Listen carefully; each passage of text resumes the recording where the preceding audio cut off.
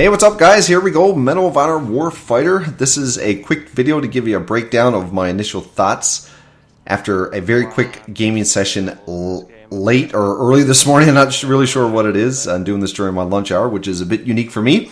So of course I had the game ordered on Origin and it didn't release my time till 1:30 a.m. because I live in a weird time zone. So I went to bed at 11. I set the alarm for basically 20 after 1, and after I woke up, my wife asked me what the fuck I was doing getting up 1:30 in the morning playing a video game. This is the footage I was able to come up with. This is a quick TDM match I had on Al Farah Cliffside using the MK18 with the Spec Ops class. I found going into it that was the best class I started with. It was a pretty decent rifle actually, using the holographic and the foregrip on it. You have 20 players in the game, and the TDM goes to 75 tickets, and I was having trouble adjusting to the game, to be honest with you, with the key bindings. So I figured I would just start out with some TDM, get used to the game, get used to the feel, the character movements, and things of that nature, because like any new game, the key bindings were all messed up at the beginning. I had to go in and straighten it up 3 or 4 times, and I basically got raped the first 3 or 4 games. Now, mind you, this is 2 o'clock in the morning by this time, so my reactions were not that great. So I chugged down a Red Bull and say, okay, let's see what this game can do. So this is no beast gameplay by any stretch of the imagination, just to give you an idea of the visuals of the game for PC. I'm not going to lie, I did end up with a few black screens during the first few sessions, which I found a little bit frustrating. I had to restart my PC, whatnot. I'm not sure if that's a software issue, a hardware issue. We'll see over the next couple of nights how that plays out. But the game looks pretty good. I got to admit, the graphics look good. The flow was really good. The character movement was smooth. I really like the sound of the weapons. There's quite a bit of recoil. You have to certainly manage your gun. There's no doubt about that. One thing I will tell you is you die fast. If you're not on target, you can forget it. It's game over. As you can see, I'm running around with a purple rifle, which I found a bit unique. Of course, you can go in and change all the colors and a whole bunch of things with your gun in this. I didn't really want to fool around with that much. I'm sure you guys have seen lots of footage of the beta of people going and painting their guns and different sights, different things like that. That can get a bit elaborate. The menu in this game is very intense. You can do quite a lot of things on here that you don't even need battle log for, including there is VoIP in the game, which is a good thing. You can hear everybody on your team, which caught me a little bit off guard. I was like, whoa, what the fuck was that? I mean, who said that? So you can actually go in and mute the players, which is a good feature. If you ever get any annoying individuals that you don't want to hear, you can go in and mute them. So that's a real plus. And if you notice a couple times during this video, you will see the screen go kind of hazy, and then you'll hear like a bzzz kind of noise. The Spec Ops class actually has a signal scan. So what that does for you, it actually scans the entire map for a very quick second and highlights if there's any enemies in your surrounding area. And they're kind of lit up in a purplish kind of haze. That is a bit unique. That is always there, just so you have to wait for it to replenish. So every time it's there, you replenish it. It gives you some kind of visual aid as where your enemies are hiding out on the map.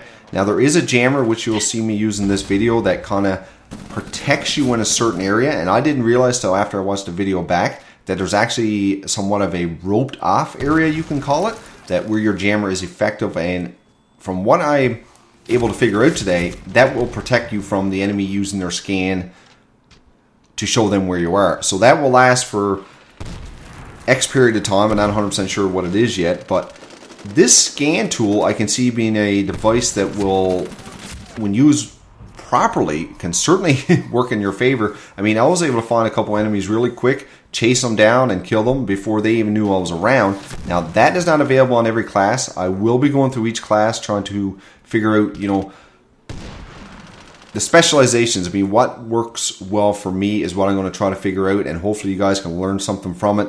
And if you guys have any feedback, if you've played the game already, and I know a lot of people have, you know, give me some feedback about what specializations do and which ones are working for you. And, you know, let's all try to figure this out together, sort of deal.